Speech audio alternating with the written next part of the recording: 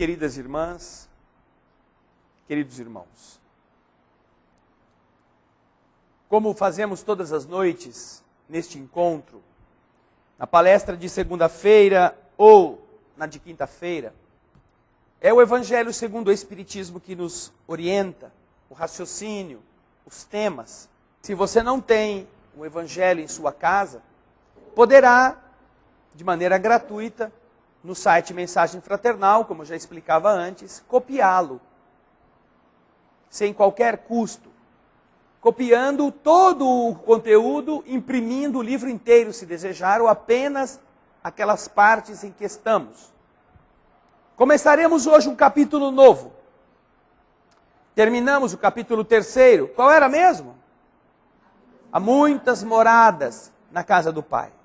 Muitas moradas. Só em termos de sóis, aproximadamente quantos? Quantos sóis existem que o homem já descobriu, que já contou, visíveis no universo? Lembram? Quantos? 70 sextilhões.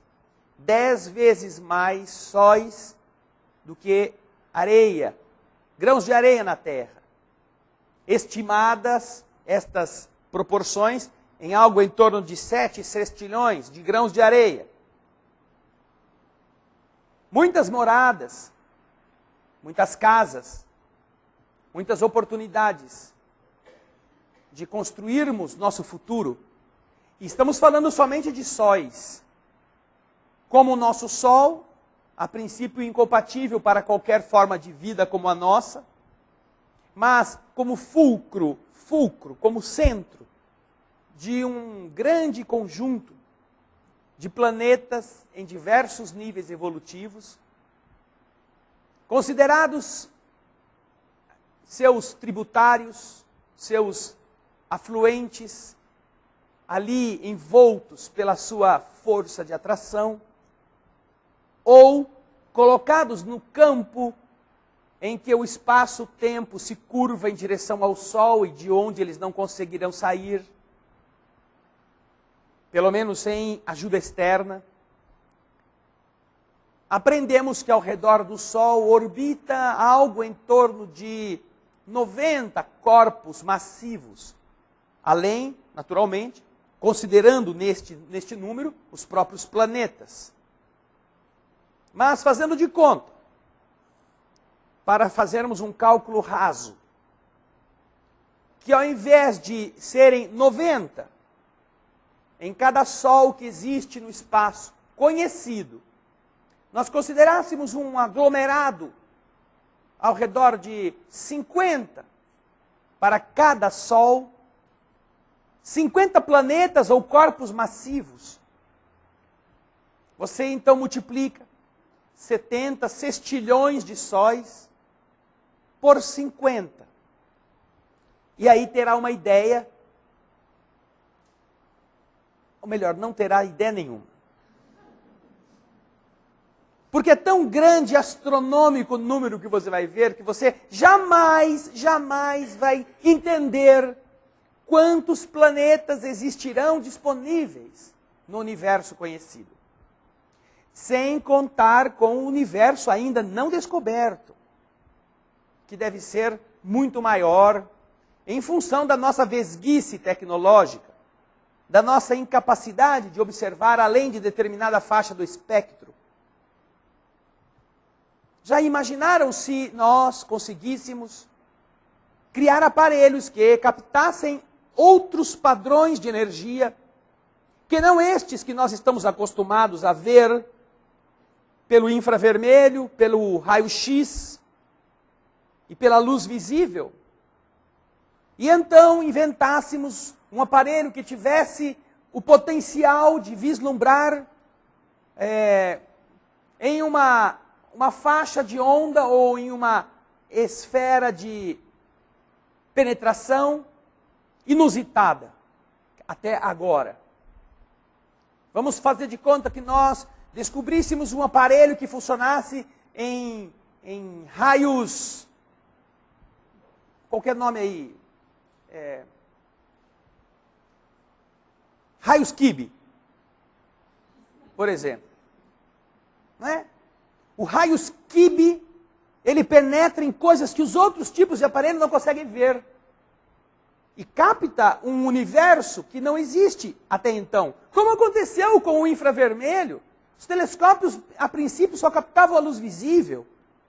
Depois, com a invenção e com o avanço da tecnologia, passaram a captar outros padrões de onda. E aí descobriram que o universo não era aquilo que eles estavam vendo, era coisa muito diferente, muito mais complexa.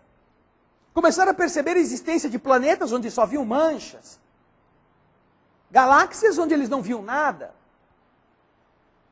Resultando disso que, com os raios Kibe, por exemplo, talvez nós descobríssemos que o nosso Sol, além dos 9 planetas conhecidos que orbitam de um jeito, ainda tem mais 348 que orbitam de outro. E que nós não estávamos sintonizados com a faixa vibratória onde eles possam ser visíveis. Por isso nós somos vesgos, muito estrábicos, nas compreensões deste universo. Mas, depois de termos guardado certas informações a respeito das muitas moradas, agora temos que pensar, poxa, se há tantas moradas assim, pense com você mesmo, para quê?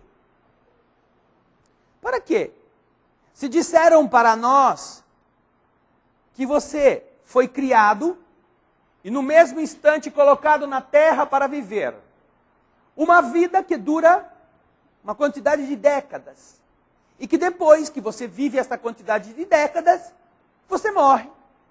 E aí o seu destino está fatalmente escrito, determinado, colocado para você. Ou vai para o nada do paraíso, ou vai para o nada do purgatório. Ou do inferno. Purgatório veio depois. Se é assim que são as coisas, como disse o astrônomo físico Carl Sagan, o universo é um grande desperdício.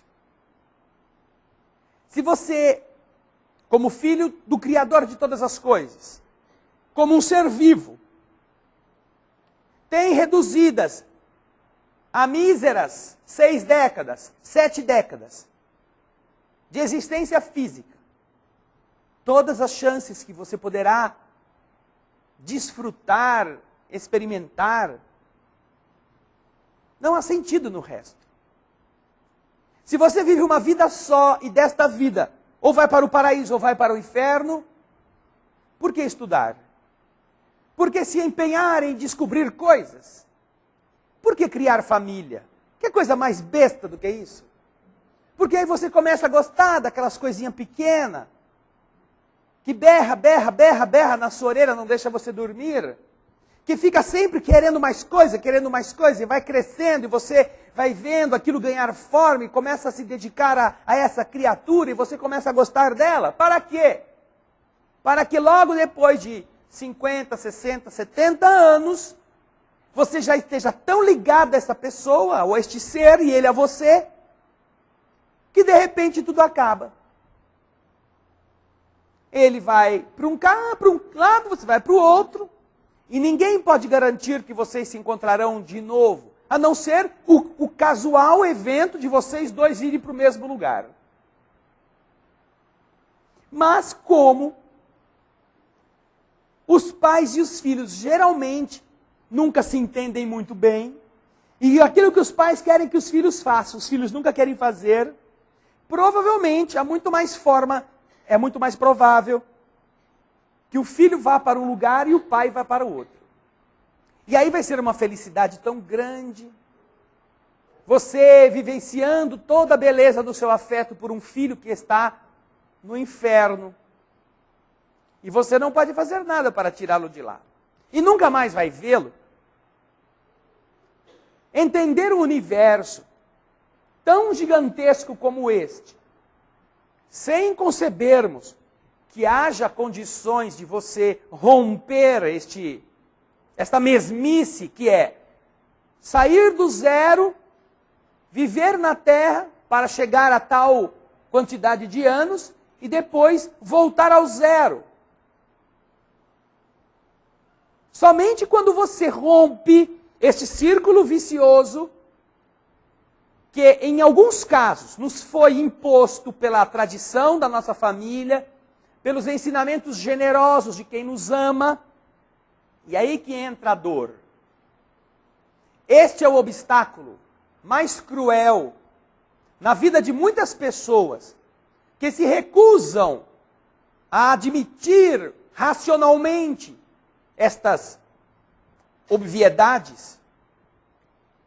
Porque quando fizerem isto, estarão sentindo que estão traindo a bisa, santa bisa que ensinou você que as coisas eram assim.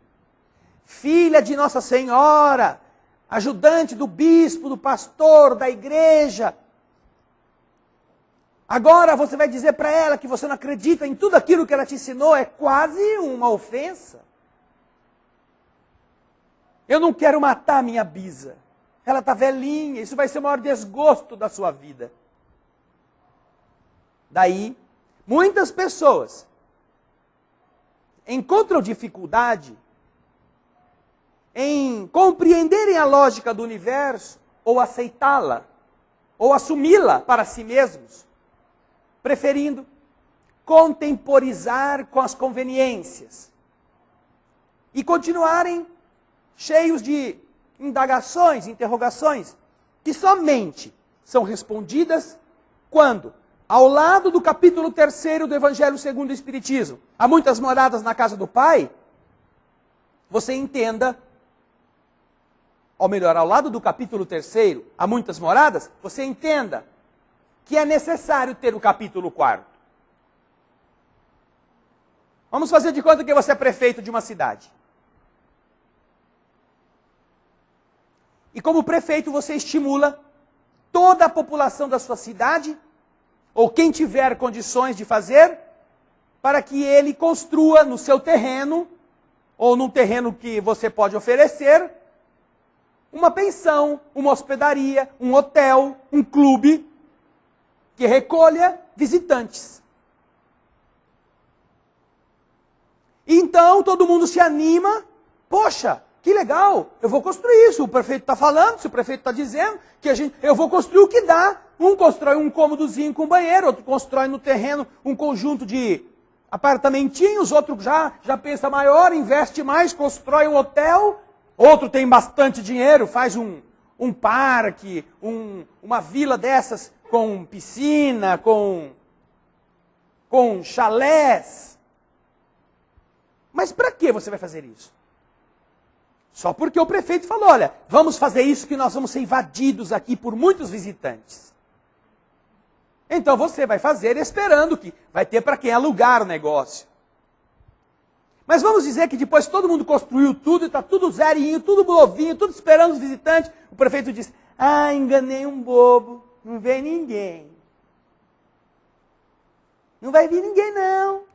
Nós tínhamos um projeto, mas depois desistimos. E você fica com os seus chalés, com o seu hotel, com a sua pensão, com o seu quartinho no fundo, para nada. Quando nós entendemos o universo pelo modo de uma única vida, é isso que acontece. Existem tantas e tantas hospedagens no céu, mas não tem hóspede para elas. Mas, se de repente você começa a meditar, sem mudar a sua religião, sem romper com a sua bisavó, com a sua avó, com a sua mãe, você começa a meditar, que só tem lógica de existir todo este projeto de construir casas, de construir albergues, de construir hotéis, de construir apartamentinhos. Se houver clientes para eles, você observará que só existe sentido no universo se cada um puder viver mais de uma vez. Além disto, esta é a única explicação plausível para que o seu amor continue sendo o motor da sua vida, o seu amor pelas pessoas, por aqueles entes que você se devota a eles. Somente porque você pode continuar crescendo e aprendendo é que vale a pena ir para a escola. Vale a pena estudar, fazer a lição, porque você sabe que se for bem naquelas provas, no ano que vem você está numa outra classe, numa outra coisa melhor. Se você não tivesse perspectiva, jamais ia se empenhar para ser melhor capacitado. Daí então, a doutrina espírita apresenta, não como teoria, não, mas como uma lei natural. Como algo que só pode ser assim, como é a lei da gravidade. A necessidade de todos nós termos muitas vidas. Ah, mas isso vai contra o que a Bíblia fala. Não vai, não. Ah, mas o pastor falou que não é assim. Tudo bem, gente, respeito o que o pastor falou. Mas nada disso impede que a lógica prevaleça. Vocês imaginam, estamos falando de planetas. O homem retira uma nave da Terra e a manda para qualquer lugar do espaço. Vamos fazer de conta que estivéssemos com o programa Apolo ainda indo à Lua. O homem leva a nave daqui até a Lua, que não é perto, não é daqui a Hortolândia. Daqui à Lua, chega no lugar exato da Lua, desce, faz o que tem que fazer, pega a sua navezinha e volta para a Terra. Quando ele vai penetrar na nossa atmosfera, ele tem um corredor de penetração para poder cair na atmosfera sem morrer queimado, ou sem se ricochetear e ser jogado para os outros lugares no espaço, de onde nunca mais vai voltar. Ele tem uma entrada, um corredor extremamente estreito. Para você ter uma noção do que é este extremamente estreito, imagine uma bola de basquete, deste tamanho, aproximadamente, como se fosse a Terra. Se a Terra fosse uma bola de basquete, os astronautas teriam que entrar por um espaço correspondente a uma folha de papel sulfite inclinada, assim. Pela espessura de uma folha de sulfite. Este é o ângulo que o homem tem que reentrar na atmosfera. Se esta espaçonave sair deste ângulo, ou ela resvala e vai embora, ou ela queima com todos os seus componentes pelo atrito, que ela não vai resistir. Como é que o homem pode, se o universo fosse aleatório, se o universo não fosse feito com base em lógica, em matemática, em princípios que nós já estamos entendendo, como é que ele poderia correr o risco de sair daqui e ir passear em qualquer lugar do lado de lá e conseguir encontrar o ângulo certo para entrar? Não conseguiria. Vamos fazer de conta que hoje Deus está um pouco ocupado, distraído e mudou as leis. Então, você vai lá na portinha, cadê a portinha? Não está aqui. E agora? O que eu faço? Agora morre. Quem sabe na outra missão dá certo. E assim sucessivamente, com as alterações aleatórias, pela sorte. O universo é uma coisa lógica. O universo funciona em bases exatas. Tanto é que a própria matemática pode descrever o universo. As equações podem explicar como funcionam as estruturas do cosmos. Mesmo assim, estando nós tão incipientemente desenvolvidos para entender tudo. Se o universo funciona assim, se todas as coisas têm um porquê, se o seu corpo é a prova disto, porque você não sabe como ele funciona, mas ele funciona, você dispõe de um cérebro que, sem entender como ele funciona, consegue estudá-lo a ele próprio. A inteligência que você detém ao estabelecer os mecanismos de avaliação de princípios e de descobrir efeitos, permite que o seu cérebro, que não entende como ele funciona, estude como é que ele funciona. Pela lógica das coisas, dos processos que Deus usou para realizar tudo. Então não podemos vivenciar Um mundo que tem uma lógica tão clara que deixa que você jogue para fora uma espaçonave menor do que um grão de areia comparado à Terra e consiga fazer entrar na atmosfera no ângulo exato. E no que diz respeito ao destino de todo cara que fez estes cálculos, ou vai para o paraíso ou vai para o inferno. Já notaram que frustração dos cientistas que pesquisaram todos esses processos, que negociam com a sabedoria do universo como fazer para resolver tais problemas, esperando que depois da sua morte ele fique dormindo?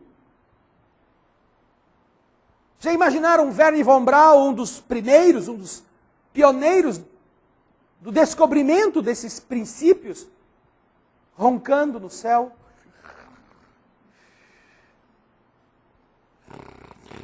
Acorda, Werner, só no dia do juízo. Já imaginaram Albert Einstein? Que com toda a sua capacidade e genialidade, chegou a conceber um universo absolutamente diferente do universo newtoniano, agora levado para o lado de lá da vida, com o cachimbão, mostrando a língua para o Wernher von Braun que está dormindo, enquanto ele dá uma respiradinha para continuar dormindo. Como se pode conceber que um ser tenha capacidade para visualizar o que ninguém entende ainda e depois seja condenado a ser uma ostra, um alface adormecido? Naturalmente que isto também é ilógico. Quando nós meditamos nesses fatores, nós passamos a ver como somos tolos a imaginarmos que é possível que Deus tenha feito a gente agora, 0 quilômetro, pão de queijo, posto no forno. Saiu do forno, vive aquele tempinho e depois é condenado ao lixo. Ou ao nada. Mas isso está escrito aí em algum lugar. Deve estar mesmo, porque nesses lugares que escrevem de tudo, e que as pessoas chamam de livro sagrado, escrituras sagradas, vocês vão encontrar todos os tipos de aberrações, inclusive. Sem querer com isso desrespeitá-las. Mas estão todas lá. Nas escrituras sagradas você encontra, sabe o quê? Você pode vender a sua filha para qualquer estrangeiro. Você encontra que qualquer pessoa que tem um defeito físico não pode ser celebrante de nenhuma religião, ou da religião que se baseia nas escrituras. Então você que tem uma lente de contato que não enxerga direito, você é impuro e não pode estar celebrando. Se fosse levar ao pé da letra o que está lá e que eles defendem, o bispo Edir Macedo estava frito. Porque usa óculos. E ainda tem os dedinhos meio tortinhos. Vocês podem ver lá. Se vai levar o que está escrito na Bíblia assim, não sobra quase ninguém para ser celebrante. Está lá que a mulher que está no ciclo menstrual é impura. E que deitar-se com ela poderá produzir a morte dos dois, dele e dela. Está lá na Bíblia também que as duas filhas de Lote, depois que fugiram de Sodoma e Gomorra, porque elas iam ser destruídas pela devassidão em que viviam, quando conseguem fugir e se esconder, embebedam o pai e se fazem engravidar por ele. Poxa vida, que coisa boa! O Senhor tinha acabado de destruir Sodoma e Gomorra, e como é que deixou escapar essas duas? Que com base no incesto de um senhor embriagado, que elas embriagam, engravidam. Coisa linda. Já pensaram você seguir a Bíblia ao pé da letra? Coisa boa. Quando então nós rompemos, não o respeito que devamos ter por aquelas coisas importantes que as Escrituras apresentam, mas este fanatismo de levar ao pé da letra só aquilo que é conveniente, quando rompemos com este processo, nossa mente se amplifica e nós podemos entender um Deus que não está mais no deserto conduzindo um povo rebelde e ignorante, à custa de milagres e ameaças. Foi-se o tempo. Ele já mandou Jesus para mudar as coisas. O homem melhorou, entendeu melhor as coisas da sua relação com Deus e foi colocado então num patamar novo. Já não é mais o olho por olho, dente por dente, que está na Escritura. Agora é o perdão das ofensas, que também está na Escritura. Então o que vai valer? Se as duas coisas estão na Escritura, na segunda, quarta e sexta, você é olho por olho, dente por dente. Na terça, quinta e sábado, você dá outra face, porque está também na Bíblia. E no domingo, você descansa ou faz as duas coisas ao mesmo tempo. Para assim você faz, salomonicamente, o que o rei Salomão aconselha que você faça. Divida igualmente os conceitos e as atitudes.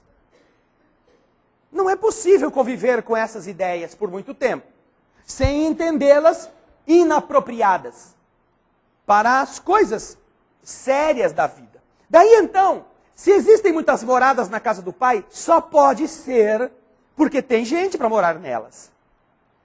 Só pode ser porque você vivendo uma vida poderá fazer muita coisa boa, mas poderá fazer muita coisa ruim. Mas será que você que é um ignorante, que nós que ainda não aprendemos nada, saímos da fralda e ainda carregamos ela com a gente, será que nós estamos prontos para acertar? Será que não precisaremos cair, não precisaremos dar topada, não precisaremos nos machucar primeiro para depois aprender? Poxa, se isso é desse jeito, por que condenar alguém que errou, por pior que tenha sido o seu erro, na sua faixa da ignorância evolutiva, ao inferno, sem lhe dar uma chance de acertar? Quando você criava o seu filho, e quando criança ele fazia todos os piores atos que você poderia supor que o seu filho fosse fazer, imagina se você tivesse condenado essa criança. Não, esse meu filho acabou de assassinar o gato. Esse não é meu filho. Não quero saber dele. Vou assassinar ele também. Se você faz isso com o seu filho e não é capaz de entender que a criança faz essas besteiras, que a criança tem curiosidade, que a criança precisa ser corrigida, que a criança tem que acabar suplantando a inclinação ruim por um bom exemplo, que ela tem que aprender que os seres sofrem, que as criaturas estão também com o direito de viver. Se você não ensiná-lo assim, não melhorar isto, pode ser que ele continue sendo cruel para o resto da vida, mas aí será por sua culpa, por sua falta, não por falta dele. Então por que condená-lo? Se você descobriu um erro, corrija este erro. Esta é a sua função. Não tire-o da vida, porque esta criança, depois de aprender, poderá tornar-se um cirurgião e salvar muitas vidas. E então ele será pesado pelo quê? Ele será observado pela justiça do universo como a criança que matou um gato, ou será visto pelo universo como o ser humano que salvou seu semelhante, em centenas de casos. Então, se é possível que a ignorância seja superada pelo aprendizado, e que é natural que no começo, por falta de aprendizado, a criatura erre, também é muito natural que nós, no início do aprendizado, erremos, cometamos coisas que não são adequadas. E se Deus olhasse para nós por isto, e nos julgasse, vou exterminar esta racinha horrorosa, quando é que nós nos tornaríamos estrelas, Jesuses e espíritos melhorados? Quando? Nunca. Esta escola está falida. Uma escola que te dá só uma classe, só te dá uma chance. E se nas provas que ela te oferece você não logra o nível necessário, te condena à expulsão da escola, esta escola não presta. Ela está falida. E quem a concebeu não tem talento pedagógico. Este é um mundo construído pelas criaturas que advogam a circunstância de só existir vida na Terra e de que também cada um só possa viver uma vez. E depois desta vida, tudo está definido. Naturalmente não é esta a visão da doutrina espírita, porque a lógica, a clareza, a certeza de um Deus bom, generoso, amigo, impede. Do mesmo jeito que revela a você quais são as leis da astronomia, para levar e trazer qualquer nave espacial, também nos fazem entender que não é o mal que governa a humanidade, nem a ignorância, nem a indiferença. É uma sapiência que sabe realizar as coisas pelo melhor das suas criaturas. Por isso, não é possível existir lógica no capítulo 3, no que disse Jesus, que existem muitas moradas na casa do Pai, se necessariamente daí não se seguir o capítulo 4, que só pode haver muitas moradas se houver gente para viver nelas. Gente que está nelas já nesse momento, e estando nelas, melhor ou pior do que a terra, podem receber visitantes, podem trocar viajantes. Aqueles que melhoram, mudam de nível. Aqueles que se mantêm estacionados, permanecem. E aqueles que ainda não aprenderam, regridem. No padrão vibratório, não na evolução, mas na escola. Regridem para ver como ela traz. Opa, oh, meu Deus, que besteira que eu fiz. Não, eu quero ir para frente. Que lógica mais bela é esta? Que dá sentido ao que você está fazendo. Estudar. Estudar depois que cresceu. Estudar depois que já estudou. Estudar depois que se formou, que se diplomou. Estudar depois que envelheceu. Estudar. Aprender para nunca mais perder estas coisas. Desenvolver o seu espírito. Tratar de pensar como ser mais sensível, como escrever melhor, como pintar, como tocar um instrumento. Ah, mas no que eu vou usar? Você pode não usar agora, nesta vida, mas você já vai estar se preparando. Você já entenderá a lógica do funcionamento destas coisas. Já entenderá o que é um compasso. Quais são as figuras musicais. Já compreenderá as regras da matemática. E na outra existência, já terá esta base. Quando você compreende o universo como uma grande escola que te dá chance para progredir, cada dia que você passa sem aprender nada ou sem fazer nada de bom, é um dia perdido. Ainda que você não seja assassinado por esse desperdício. Ainda que Deus entenda que as crianças precisam de um recreio muito longo. Vocês lembram quando vocês estavam no pré-primário?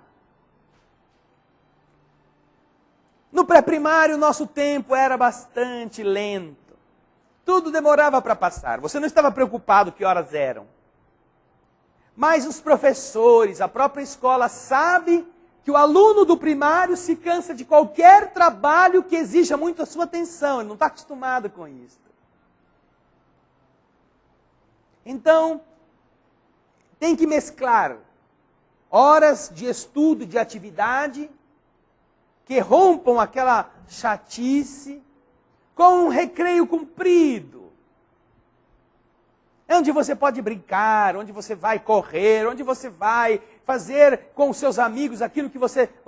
as suas construções lúdicas. E aí, chega a hora de voltar para a escola, voltar para a sala. Mas quando a gente está no pré-primário, o recreio é cumprido. Por quê? Porque está adaptado, está adequado à nossa incapacidade de aprender pela concentração constante. Se você obrigar que uma criança fique 4 horas sentada em cima de um caderno e entenda como funcionam as coisas, você não a educará. Porque ela passará a ter raiva da escola. A escola, na fase inicial, tem que ser generosa, de uma certa forma frouxa. E criar a empatia na criança, que passe a gostar da escola, não que passe a ter raiva dela. Quando ela já estiver mais madura, chegará o momento de o recreio diminuir e a tarefa e as lições começarem a ser postas sobre o indivíduo. Ele já venceu aquela primeira parte, já está entendendo que o negócio agora não é ficar jogando bola na hora do intervalo longo. O negócio agora é aprender de tal forma que quando você chega na faculdade, o intervalo na faculdade é 10 minutos, se tiver. Porque na faculdade também acontece outra coisa. Quando você é criança, lá no pré-primário, primeiro ano, você está com vontade de ir no banheiro, assim, ô tia, posso ir na casinha? Posso ir no banheiro? E algumas crianças, até para romper a rotina da mesmice, ficam indo no banheiro toda hora, só para sair da sala. E a tia tem que autorizar ou não para a criança aprender. Ou era assim antigamente, né? Hoje a criança já bate na professora, já faz xixi dentro da sala e a professora tem que limpar. Mas naquele período, era necessário que a criança aprendesse a relação de disciplina, a relação de cuidados com os mais velhos, que tudo tem uma ordem. Quando você atinge a faculdade, o curso superior, você entra e sai da sala geralmente a qualquer hora que você quiser. Você não pede licença, o professor não conhece você, se você é um aluno medíocre, um aluno mediano. Você senta no fundo, passa o ano inteiro lá, faz uma prova qualquer, ganha nota e vai tocando o barco. E pode até ser aprovado. Tem um amigo meu que passou os 4 anos da faculdade com um caderno. 4 ou 5. Um único caderno. Passou. Era inteligente, era dedicado. Para vocês verem, não precisava do caderno. Aprendeu. Pelo modo dele. Porque quando você chega nesse estágio, a estrutura pedagógica reconhece que você pode fazer os seus caminhos. Ele te fornece o material. Se você é um bom aluno, um aluno disciplinado, um aluno dedicado, você aproveitará bastante. Se você for um aluno razoável, aproveitará razoavelmente. Se for aluno ruim, ficará só com os pedaços. Pode ser que não seja nem aprovado. Mas é sábia essa estrutura. Porque quando você está no ponto já do amadurecimento, você descobre que não é o professor que te ensina. É você que aprende. O professor te ajuda. Ele já sabe como funciona, ele já sabe como acontece, ele já sabe onde estão os macetes, as chaves. Ele diz, olha, é assim, assim, assim, mas você com aquilo, você vai atrás, você procura, você se interessa. Ou deveria ser assim. Esse é o conceito. Assim também na obra de Deus, na obra divina. As criaturas no começo precisam de mundos onde o recreio seja cumprido, onde brinquem, onde se distraiam, sofram umas pauladas aqui, outras lá, mas também tenham coisas boas.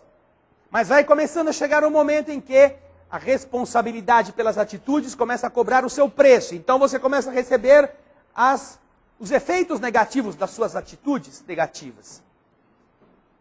Aí você começa a ver que não é bem como era no pré-primário. Vocês já imaginaram um aluno de faculdade voltando aos bancos escolares do primário? Como será enfadonho para ele ter que chamar a professora de tia? Tia, posso ir na casinha? Aquele marmanjão do tamanho do Leandro, assim. Tia, pode ir na casinha? Estou apertado. Como também será uma tragédia levar um bebê que está lá no pré-primário, no maternal, para a Unicamp, para assistir uma aula de química no ciclo básico, por exemplo. Mesmo no ciclo básico. Que não vai ter entendimento, não vai saber assimilar nada daquilo. Cada coisa no seu estágio. Por isso é que a doutrina espírita coloca a lógica das leis do universo, não como uma invenção dela, mas como uma constatação lógica, como uma constatação fática, uma constatação real desses princípios através de inúmeros médiuns, de inúmeras criaturas do mundo todo, porque é com base no controle universal das comunicações que Kardec se baseia para definir quais são as leis principais do mundo invisível. Não é com base na sua inteligência, com base na sua capacidade de discernimento, e todos os outros são burraldos, são burrinhos. Não! Ele reúne, compila, observa e extrai da letra o princípio. Letra esta que vem em línguas diferentes, de médiuns que nunca se conheceram, nunca se viram, antes ou depois, e que, recebendo orientações respondidas pelos espíritos, nas perguntas que o próprio Kardec enviara a eles, permitem que o próprio organizador, por isso, codificador, destrinchasse com mais facilidade o que é opinião de uma só criatura daquilo que é princípio. Princípio geral. Nós estamos falando no século 21 de coisas que o livro dos Vedas dos hindus já sabiam. Data o livro dos Vedas de 4.000 anos antes de Jesus. Até hoje, ainda, no Ocidente, a inteligência incipiente das criaturas não abriu-se para entender coisas que há 4.000 anos atrás, 5.000 anos atrás, todas as civilizações entendiam e aceitavam com facilidade. Egípcios, babilônicos, hindus, orientais, de todas estas correntes, sabiam da multiplicidade das existências. E isto fazia parte natural dos ensinamentos. Voltando já ao tempo de Jesus, encontramos, nas palavras de Jesus, confirmação de todos estes ensinamentos que já eram conhecidos desde a antiguidade. Mas o que acontece? Em alguns casos não era interessante permitir-se que a interpretação da multiplicidade das vidas fizesse as pessoas livres o suficiente do tacão da igreja dominante, politicamente falando, e com esta liberdade não dependessem mais do que o pastor, do que o bispo, do que o papa diziam que valia. Fossem capazes de projetar o seu futuro, não pela cartilha dos sacerdotes, mas pelas suas condutas. Então criou-se, num período de hegemonia religiosa, a necessidade ou a conveniência de adulterar os ensinamentos religiosos para extrair deles, naquilo que fosse possível extrair, a ideia da reencarnação, que era aceita, conhecida e naturalmente entendida pelos judeus do tempo do Cristo. Porque já vinha isto desde séculos antes, ou milênios antes. Já contamos aqui como foi este processo. Lei de causa e efeito. Já sabiam eles que aqueles que cometem o mal têm que sofrer o mal. Mas a ideia básica, esta, da ação e reação, era interpretada de maneira assim, simplista. Quando o imperador romano casou-se com uma prostituta e tornou-a primeira dama ou imperatriz, todas as prostitutas de Istambul, porque era do Império Romano do Oriente, começaram a dizer que agora a sua grande amiga era a imperatriz e que elas estavam muito bem de amizades. Porque todas sabiam dos maneios, dos trejeitos daquela mulher, Teodora, que com estes mesmos meneios e trejeitos conquistara o coração do velho guerreiro que se tornara, que não era o Chacrinha, mas era, na época, um general que sucedeu no trono do Império Romano. Conseguiu insinuar-se, conquistou-o, casou-se com ele, apesar de ter sido prostituta. E então, quando ela ficou sabendo que toda Istambul estava dizendo que ela era amiga das prostitutas, mandou matá-las todinhas. Generosa, que queria apagar o arquivo do passado. Queima de arquivo, talvez um dos primeiros conhecidos assim, nas épocas menos antigas. Convence o marido e consegue matar todas as 500 prostitutas, aproximadamente, que existiam naquela cidade. Quando isso acontece, o que dizem os que são da época cristãos? Porque já estava o cristianismo implantado como religião. Dizem que a imperatriz teria que nascer e morrer 500 vezes por ser ela culpada do extermínio das prostitutas. Na lei de causa e efeito, você matou, vai ter que vir e alguém te matar. Era esse o sentido literal que eles empregavam, ou entendiam as coisas. E então, para que ela não fosse vista como esta, que precisava nascer e renascer 500 vezes para expurgar os seus crimes, com todos os seus trejeitos e todos os seus meneios, ela conseguiu que o seu marido, intervindo nos sínodos, nas reuniões dos bispos de então, nos concílios, começasse a exterminar todas as opiniões contrárias à ideia da inexistência da reencarnação. Aquilo que havia durado desde a vinda de Jesus como crença natural, por mais de 500 ou 600 anos, agora é condenado ao desaparecimento. Exterminam-se os bispos contrários. São banidos dos sínodos e dos concílios todos aqueles que se opõem a isto. Os pais da igreja, assim chamados pela tradição católica, Orígenes, Jerônimo e outros, favoráveis à religião e à reencarnação, são desconsiderados. E então, com esta violência, no terceiro concílio sucessivo, por fim aprovam o princípio de que não pode haver reencarnação. Mas aí, o que acontece é que já havia, nos textos bíblicos, muitas referências à reencarnação que eles não tinham como mexer, não tinham como adulterar.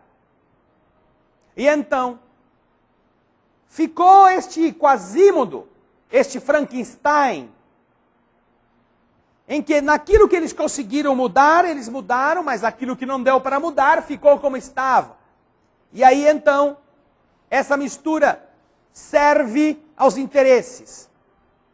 Mas encontraremos já no Evangelho, nos Evangelhos, em todos eles, referências à reencarnação, vista em muitos casos pela palavra ressurreição, de ressurgir. Ressurgir, reaparecer. Só que naquela época, não havia este cuidado de considerar se essa ressurreição se deu com o mesmo corpo, ou se deu com outro corpo. Falavam de ressurreição. Ressurgiu o fulano de tal. Quando Herodes fica sabendo dos milagres que Jesus fazia, se incomoda e manda dizer: quem é este homem?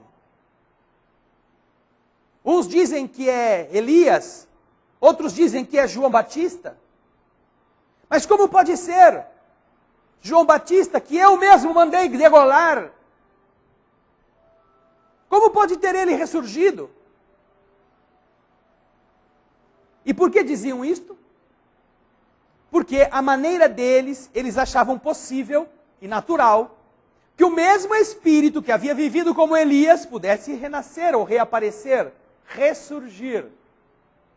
Obviamente, Jesus não era Elias, todo mundo sabia disso, era filho de Maria e de José.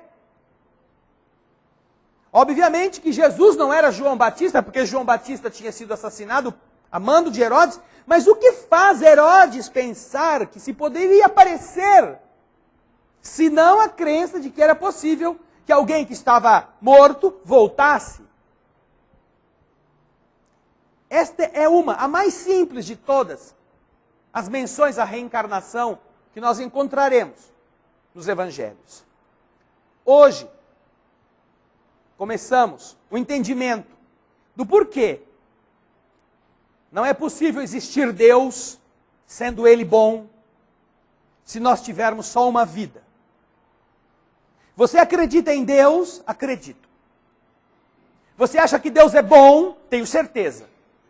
E se você tem então as duas convicções básicas, você não pode acreditar numa única vida. Porque uma única vida significa exatamente o oposto disso que você acredita. Numa única vida, Deus não é bom. Porque não é justo. Se todos têm só uma vida, todos deveriam nascer iguais. Se fosse justo. E se você olha para o seu lado e vê pessoas sofrendo de todos os tipos enquanto você é feliz, Deus não é bom. E se Deus não é bom, Deus não é Deus. É muito simples. Não é um jogo de palavras. Isso é um sentido lógico. Se você acredita que Deus é bom, que Deus existe, você não pode acreditar que só teve uma vida. Ou que só vai ter esta vida. Porque se isso for assim, pode rasgar Deus da sua vida. Este Deus bom e justo não existe. Nós estaremos falando, a partir de hoje, sobre o capítulo 4 do Evangelho segundo o Espiritismo. Que ninguém pode ver o reino do céu, o reino de Deus, se não nascer de novo. Essa frase não é da doutrina espírita. Não é das obras básicas da doutrina espírita. Não é de Allan Kardec. Não é de Emmanuel. Não é de Francisco de Assis. Esta frase é de Jesus. Ninguém pode ver o reino de Deus se não nascer de novo. Querido Mestre, te agradecemos as dádivas da vida, através das quais nossos espíritos aprendem. São capazes de melhorar dia a dia. Mesmo caindo, mesmo tropeçando, mesmo sofrendo, aprendemos que não fomos feitos para lágrimas, mas fomos feitos para secar lágrimas. Não fomos feitos